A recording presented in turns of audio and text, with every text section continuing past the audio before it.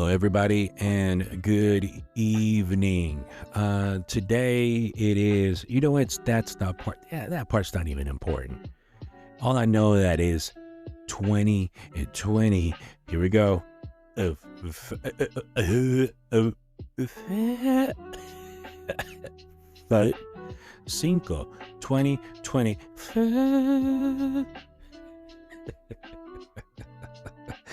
And we are back, dude. We are effing back.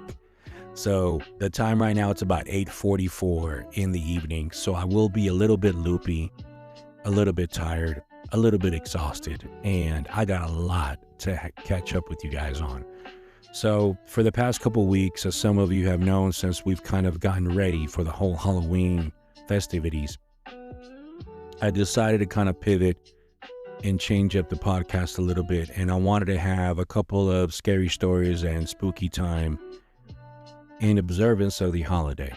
And I know that there's a lot of folks out there that don't, generally speaking, like celebrating Halloween, just plain and simply because it's considered demonic. It's getting a little bit out of hand and it's getting just out of control.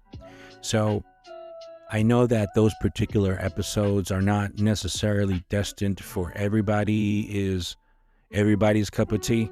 Everybody has their own preference, their own things that they enjoy, their own things that they like, but it is what it is. So I am going to have you guys kind of catch up a little bit. So as some of you know, I'm a big Niner fan, for those of you first time listeners. And my San Francisco 49ers, and I call them mine because I've been following that team since such a young age. Right now, I think we're at a point where I think we need to come to terms with the reality that our team is just going to be what it is. The constant injuries, the lack of play.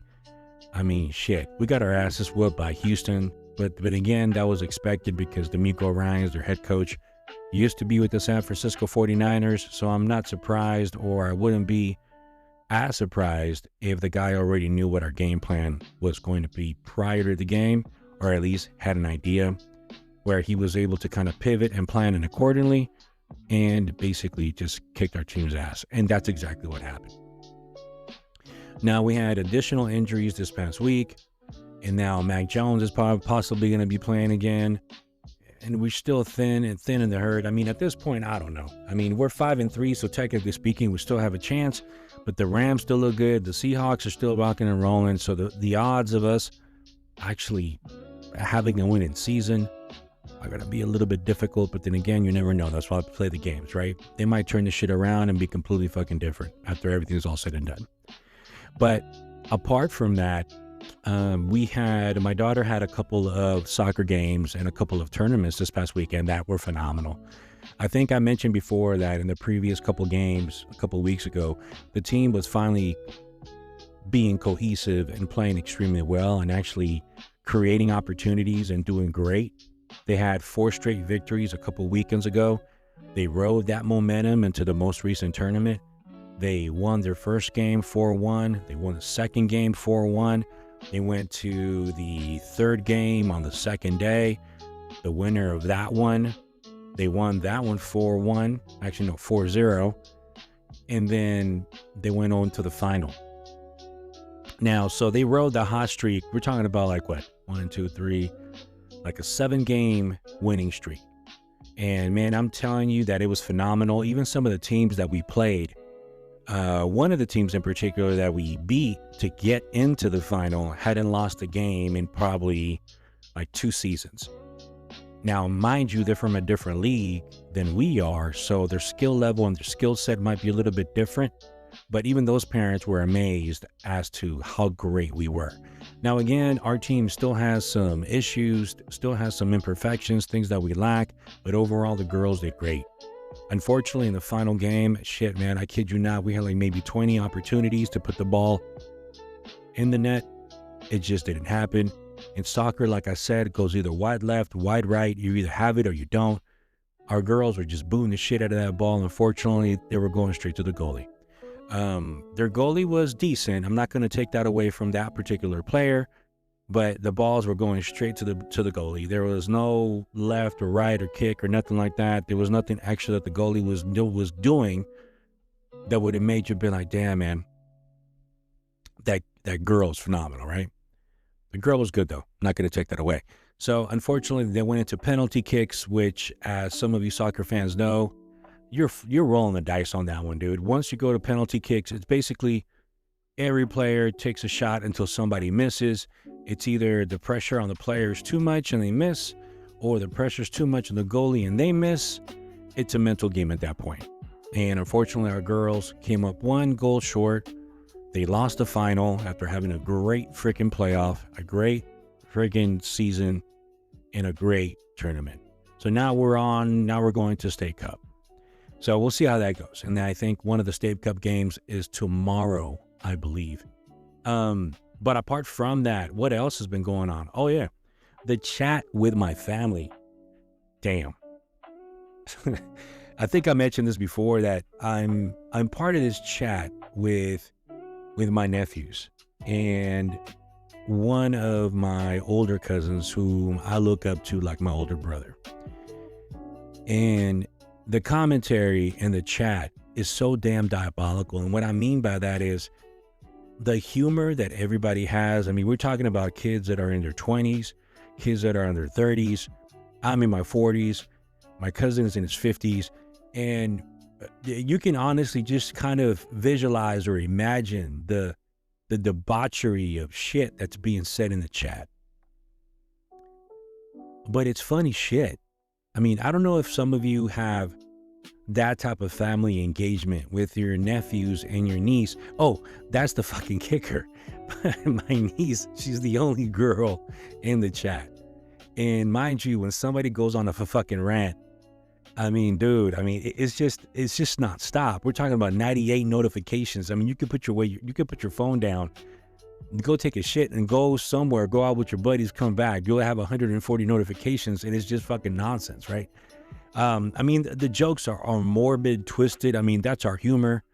They're borderline racist, bigot, they're ignorant. But then again, there's also a deep thought. I mean, it's the conversations you're having is basically like ones that you would have with your friend, right? But you're having them with your family. And for me personally, it's therapeutic because it allows me to engage with these kids more that I hadn't done before. And it's allowing them to also see a different side of me that maybe they weren't aware of. I mean, they had inklings of how I was, but never this way. So it's kind of like peeling back the onion. Everybody's getting to know one another. And it's actually, in a way, bringing us way closer. Now, granted, there still is some shit that somebody says that always pisses somebody off. I mean, then again, it's family, right? It's not going to be perfect. But it's funny. I mean, some of these kids are funny. My nephew Chris has some fucking weird-ass, dark-ass jokes. My cousin is always off the fucking wall, dude. I'm not even kidding. Oh, and then my other nephew, Tito, whenever like the chat gets so out of whack and so out of hand, somebody will says, hey, Tito, can you provide a recap of what just went down? And the recaps are like maybe 5 or 6 sentences, but they capture so well the context of the conversation and the content, and the delivery is funny as hell. So it kind of lightens up the mood. It breaks down the tension because people tend to argue with each other over the dumb shit. I mean, there's a lot of political stuff that obviously the family disagrees with. Some people are pro-Trump. Some people are anti-Trump. Some people consider themselves liberal. Other people are conservative. Some have no damn title. Some are just insane, right? And then you have everybody else who's just watching and listening to this shit, and they're just like, what the fuck is going on in this chat? Well, that's basically that. But in the past couple of weeks, I've been able to engage with them a hell of a lot more. And honestly, it's been very therapeutic for me because I'm getting closer with them. And that's something that I haven't had, a little bit of peeling back the onion. I haven't had that in my family before. And I wish I would have enjoyed this and had this be a part of my family much earlier in my life than I am now. And so my whole objective with this podcast is also provide a little bit of a bridge, and my nephew Chris brought up something cool, right? He made a comment like, hey man, you're really a great bridge between the old generation and the new generation, right? Filling in that gap. And that made me feel really good because that's what it's all about, right? We're all about family. We're all adults now. And I'm able to kind of put my guard down and let them see who I am. And I'm seeing how they are. And it's funny. And it's hilarious. And then we come to terms and realizations that shit, I can see why we're family. Because our humor is exactly the same. We're all twisted as fuck, dude. And we're not fucking normal. We're not a normal family by any means. And we're proud of that. You know, and I know that some of you are the same way, or if some of you have the same type of relationships where, you know, imperfections be damned. Like, you are what you are and you accept it and you embrace each other and you love one another no matter what. I mean, family is being able to talk shit to the other individual, spat it out for about 15, 20 minutes and come to terms that, oh, fuck, whatever, it's bullshit. And you just basically squash it and you go on about your day. And that's great for me. So that's been a part of my past 2 weeks. That's been really, really great with me. And apart from that, my birthday's coming up and there is some personal battles that I'm currently going through mentally. I don't know if some of you have parents that are thinking about leaving or going out of the country or retiring, but it does hit you a little bit different when you go through this process because you really don't know. I mean, I'm an only child and my parents are about to leave and they're going to go back to Central America, and coming to terms in the realization that I won't see them again and enjoy them again until they come back, or if I'm able to see them. Turning in that chapter or realizing and understanding that that chapter is coming to an end, it's a little, it punches you in the gut because you ain't ready for it. And you're going to react one or two ways. You're either going to embrace it and try to spend more time with them, or you're going to avoid it and run away as much as possible. So if you are currently going through that with somebody or with your parents or whatever, just understand that there's people out there like me that thinks just like you and feels the same way. But let's pivot onto the episode, right? So today's episode is going to be about the effects of having early access to kids having technology. And that is something that, for me in particular, kind of resonates because I battle with this all the time with my wife about the opportunity that these kids have to social media, to Roblox, which is fucking twisted, by the way. If you guys have not done your research about what's really going on in these places, I strongly recommend that you do. There's a lot of twisted shit going on. And I'm also seeing that there's also a trend and an uptick of kids between the ages of 8 and 12 that are falling deeply into depression. There's a lot of suicides that are popping up and are increasing right now.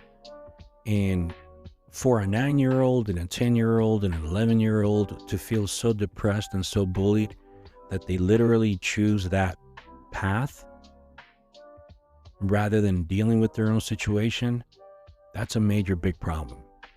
Now, I don't know the type of relationship that child might have had with their parent. I don't know if it was a co-parenting household. I don't know if it was a dual parent household. Whatever that dynamic was, there's one story in particular of this young little girl between the ages of, I think she was 9 or 10 years old. And her mom describes her, and there's multiple videos of this little girl who loved to dance, loved to sing, you know, and her mom gifted her a cell phone, and the daughter made it a point to take her cell phone with her in her bedroom before she went to bed. The mom went to sleep, the kid stayed with the phone, and this went on for 4 months. And there was no signs of the little girl ever being bullied or harassed at school. And then from one day to the next, the mom goes and tries to find out why the daughter still hasn't come out of her bedroom, and come to find out that the girl unfortunately passed and she took her own life. And when the mom was kind of looking into it and looking into the phone, is because of bullying that was going on. And To some of us listening to the story, we're like, what the fuck? What could have prompted a child that young? Why couldn't they get over it? Well, you have to think about it. When you're 9 or 10 years old, you really don't know how to necessarily manage and navigate your own emotions at that time. And usually between the hours of when everybody's asleep and when you wake up, you're literally on your own. You're on your own devices. You're left to figure it out on your own. And some kids are not necessarily maybe built strong enough for that. And I'll dive into the explanation as to why. So, is it too soon? Too connected? These are the hidden costs of early cell phone use. So sit back, enjoy the rest of this episode, and let's engage, right? By the 3rd grade, some kids already carry a phone in their pocket. By middle school, almost all of them do. It's convenient, it feels safe, but what's the real cost of handing over a smartphone too soon? So tonight in this episode, we're going to dig into sleep, attention, mental health issues, grades, bullying, and what families can do about it. And if you are in this demographic, if you're a teenager, stay listening because this impacts you. So hopefully you are receptive. So let's start with the baseline. How young are the kids when they own their first device here in 2025? Well, currently in the U.S., about 43% of kids between the ages of 8 and 12 have their own smartphone. 43%. And in the teens, you're talking about 88 to 95% already have a phone. So by the time you're 13, 95% of you already have a cell phone. By the time you reach 3rd grade, you already have one. The fuck are you doing with that? I mean, I understand that some of this stuff might relate to a co-parenting situation where the other parent wants to get a hold of the child because their relationship doesn't necessarily work with the mom. And that's the reason one of the parents feels, hey, I'm going to give my kid a phone because I can't rely on that parent to relay the right information to my child. But then again, that's not about the fucking kid. That's between you and that mom or that dad.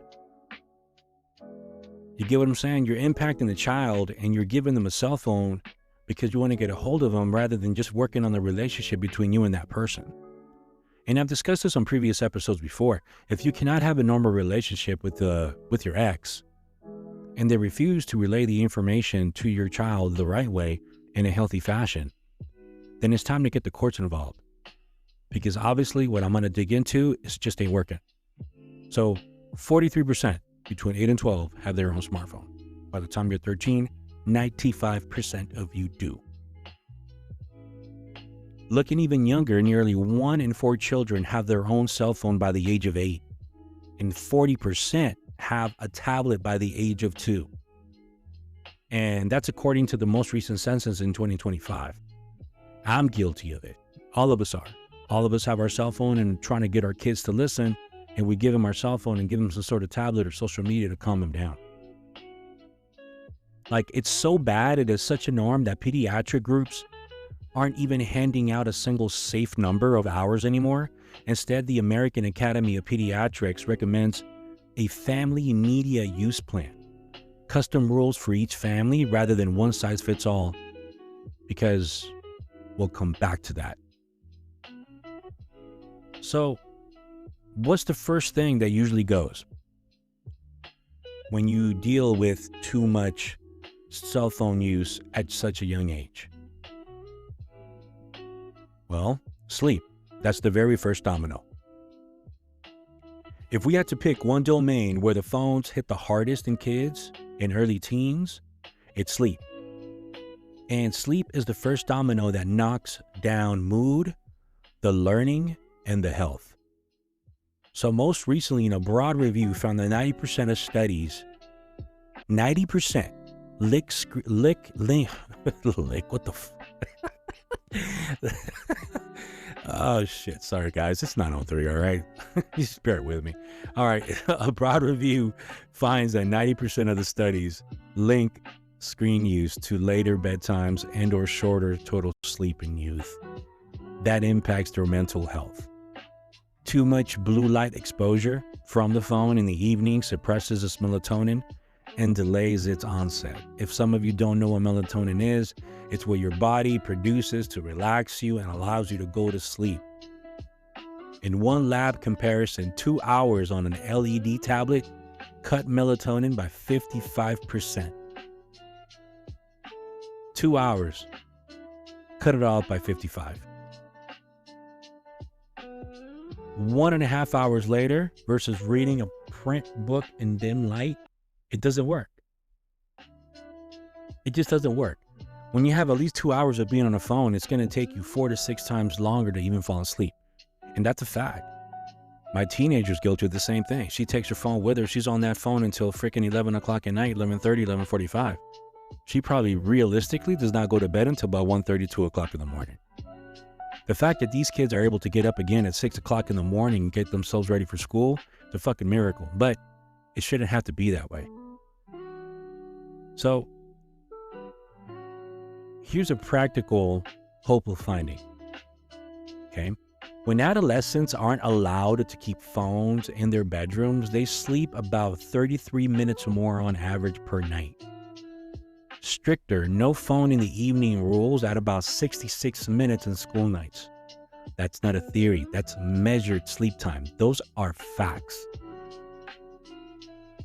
New school-based work also shows that evening screens restrictions tied to longer sleep and a better academic performance because the kids are sleeping and actually resting. They're not dealing with that drama, whatever the hell they're looking at. Sometimes kids are just watching reels and they're getting engaged into some movies, a show, or a group chat that just goes off the fucking wall. The kid can never relax because they never had an opportunity. Because they're constantly being engaged with those individuals, whether it's positive or negative, they never get a chance to rest. And kids are already, enough as it is, they already have active imaginations, active personalities. Their brains are developing. They're sponges, so they're soaking up everything at a freaking crazy ass clip. I mean, you have new school-based work also shows that evening screen restrictions tied to longer sleep, also better academics. So if you change just one habit and make it no personal devices in the bedroom after a set hour, you'll feel the difference in a week. And try to experiment this with your child. And if you see and you notice that your child is engaging too much in these group chats or where things are just kind of getting out of hand, take that away, and I guarantee you that the first reaction they're going to give you is they're going to be belligerent, upset, pissed off, give you hella attitude, hella sassiness. It's like they go through withdrawals with this shit. But what they don't know is that this is for their own personal well-being. It also impacts attention and learning. Teachers and academics feel this daily. All right, this is what they deal with daily. A national snapshot from the NCES found that 50% of school leaders report negative academic impacts from student phone use. 77% of schools now prohibit use during class. I know some of you are thinking like, hold up, only 77? Yeah, I'm curious to know the statistics on the 23 that fucking allow them during class. Curious, but whatever. That's a different topic. Early evidence from districts in countries trailing bans reports improved focus, better social media climate, and in some cases, higher test scores. It's getting to the point where countries themselves are literally saying no more freaking phone during school upon that period, and it's showing results. They're not dealing with the social media pressures, the social media impacts that they're dealing with now. It's just totally fucking different.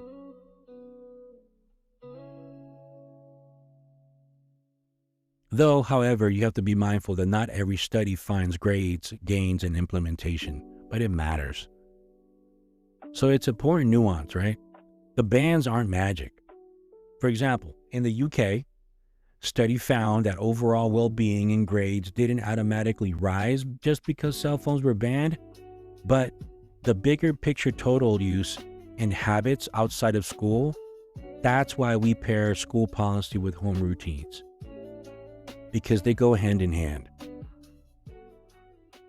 If you allow your child to be dependent on that phone and that cell phone and that tablet and let that be their crutch, they'll never really be able to engage and socialize and be a kid and know how to engage with another human.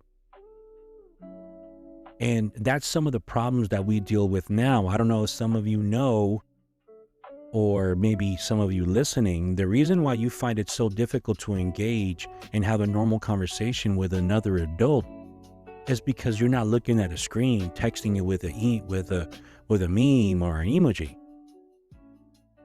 But talking to another human being is so much more relatable, so much more engaging and relaxing, and so much soothing. It allows you to be more engaged with another human being and let them see you for who you are and not shut off and hiding behind a screen. So let's talk about mental health. What's signal and what's noise? Let me explain. In the rise in phones, part of the youth mental health crisis correlation isn't causation, but longitudinal data in the clearer picture. Let me explain that again. A JMA Network Open study tracking early adolescents found more time on social media predicted increased depressive symptoms over time. Much more newer research looks beyond how many hours to addictive patterns, compulsive checking, distress when separated from the phone, which relates more strongly to a suicidal ideation and emotional problems that raw screen time total. Think how and why they use. Not just so much, but like how much, you know what I mean? Like what that means is if your child or you are compulsive in checking your phone, you feel distress when you're separated from it, that means you're addicted. Yes, that means you're addicted. And on a younger child can relate strongly to his suicidal tendencies and emotional problems. A broader review also connects smartphone attachment with mental health concerns, underscoring the need to prevent problematic use patterns in the first place. The bottom line is this: the phones aren't poison, but early, unsupervised use raises the odds of sleep loss, dysregulated attention, and compulsive behavior, which together raises mental health issues and mental health risks. Put that together. Cyberbullying and safety is another topic. You can't talk about phones without talking about the social media harm that can reach kids earlier and follow them home. And I'll give you guys an example. In my daughter's soccer team, some kids have cell phones and others do not.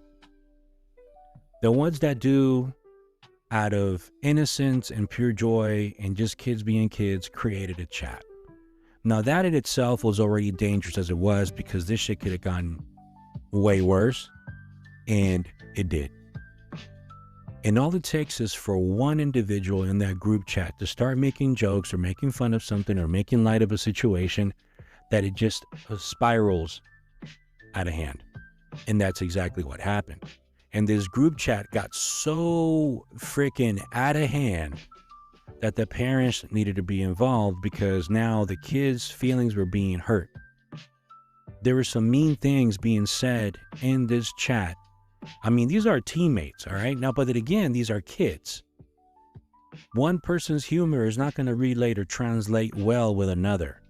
It doesn't make the situation any less insulting, But the fact that it had to get to that point and had to get the parents involved, it obviously caused a very big ripple within the team and caused separation. In which case, there were some games during the season that our own team was not necessarily copacetic. They weren't playing as a team. They were playing as individuals, and it showed out on the field. And obviously those relationships, even amongst the parents, also took a little bit of a turn because we all stand behind our child, regardless of their flaws. But we do engage and we do recognize when our child is doing something they're not supposed to do. And some parents did. But it still didn't take away the damage. The damage had already been done. And cyberbullying is crazy. Cyberbullying research back in 2023, about 54% of the U.S. teens report being cyberbullied in their lifetimes in the past 30 days. Roughly about 24% of boys and 29% of girls report recent experiences. 24% of boys, but 29% of girls.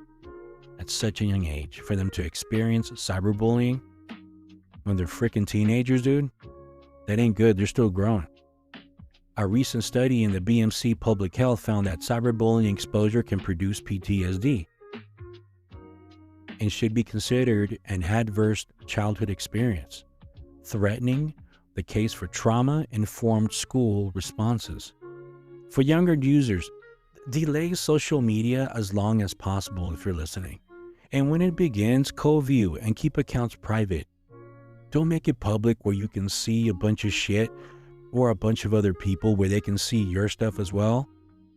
Just keep it private. You don't want people into your circle, into your world, unless you want them to.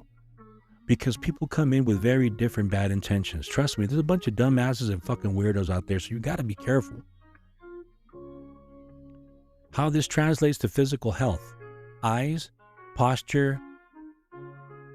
Pediatricians still worry about eye strain, neck, shoulder pain, and less physical activity. The sleep light story we covered is part of that. Evening blue light delays melatonin and shifts the body clock. Follow a simple rule for all ages, 50-10. For roughly every 50 minutes of homework or screen, build in a 10-minute movement or outdoor light break. Use 10 minutes before every hour where you stretch, put the phone down, walk around, engage, talk to people. But what can families do these days in 2025? Here's a couple of ideas. Number 1, create a family media plan.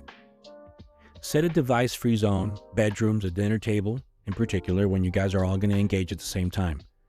Device-free time, 1 hour before bed. Just stop it. No media, no phones, no nothing. Age-based app rules. Write down and revisit every semester. 2, delay the smartphone and social media where you can. Consider a basic phone or watch phone for calls and text in the grades from 4 to 6. Remember that by 8 through 12, 43% already own smartphones, but you don't have to follow the crowd. Let the kids know that first. And if you are a teen listening to this, you don't need a phone. Protect your sleep first. No phones in bedrooms overnight. Turn that shit off on Do Not Disturb and actually get some rest. Put on a movie if you need some ambient noise, but don't engage in the group chats at 1:30, 2 o'clock in the morning. Nothing fucking good ever happens at 2 a.m. So just put the shit down. Hard stop on screen 60 to 90 minutes before lights out. And expect 30 minutes to 60 minutes of sleep gains when evening and bedroom phones are removed. Expect that because they get to sleep more and rest. Model the behavior. Kids copy us, right? So put down your own phone on the family charger at night and use the Do Not Disturb feature during dinner. Don't talk on the phone. They'll notice. Teach why, not just know.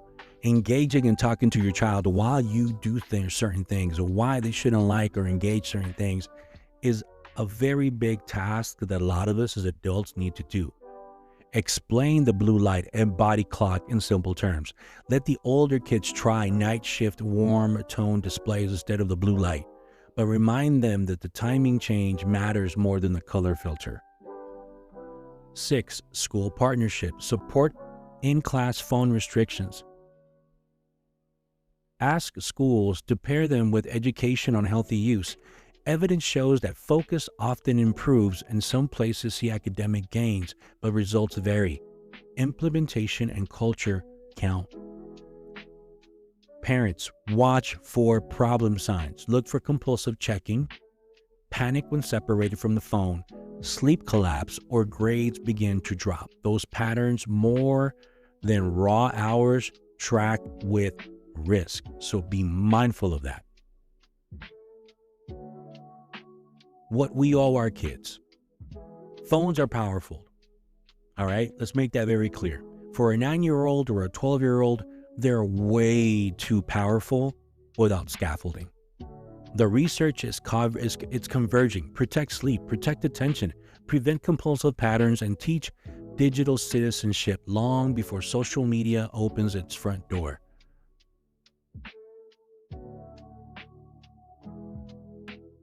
With that being said, everything we've said tonight is linked in the show notes, including the AAP Family Media Plan, Common Sense Media Research, and other studies on sleep and mental health.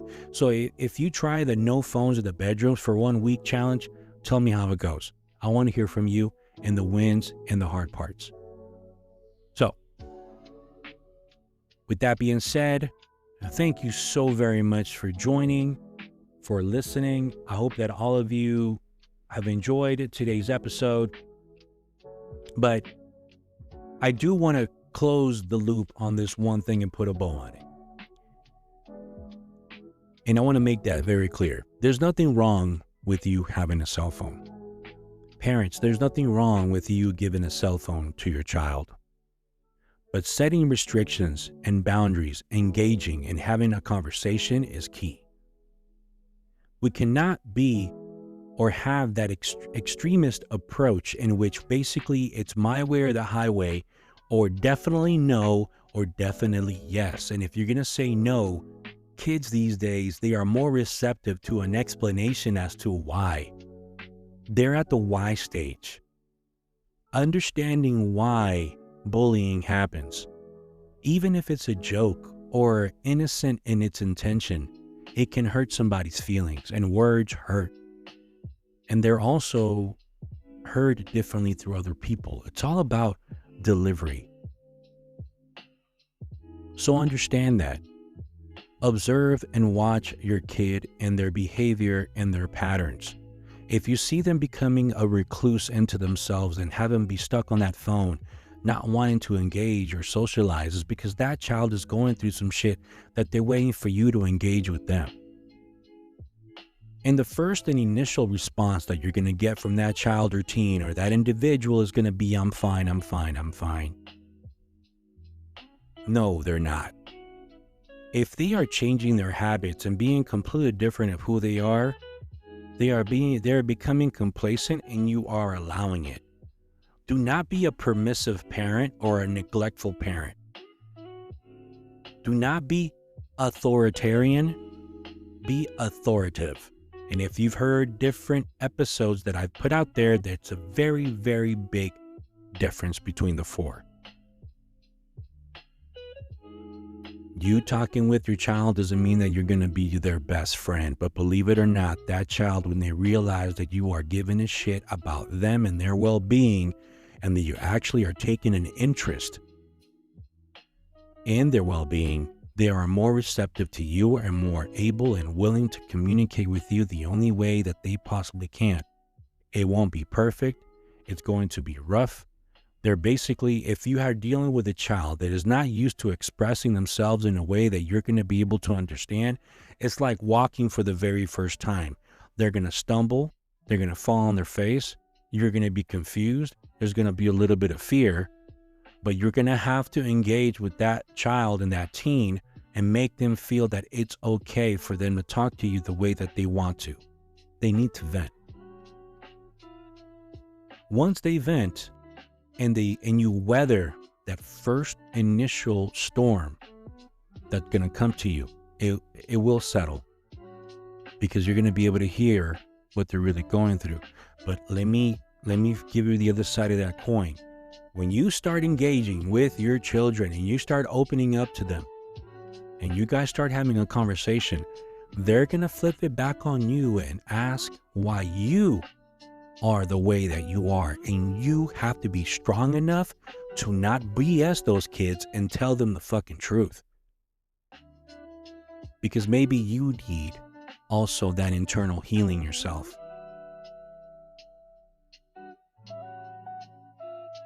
Everything comes with a price, but at the end of the day, the teens, those kids will appreciate those conversations, because they can say one day, hey, you know what? I remember when me and my dad had this conversation. I remember when me and my daughters had this conversation about this one particular thing, and this is what we did. Because remember, we as adults are raising the next generation that is going to be raising your grandkids. So if we really care, if it really matters to us, their mental health, their mental well-being, we have to do everything possible in our ability to do so to help our children navigate through life and be better adults. Let's not look the other way and pretend that that kid is not going to listen to you now because you might have been a dumbass when they were growing up. At the end of the day, you have to try and continue trying, because that child and that kid wants you to be there in some way, shape, or form.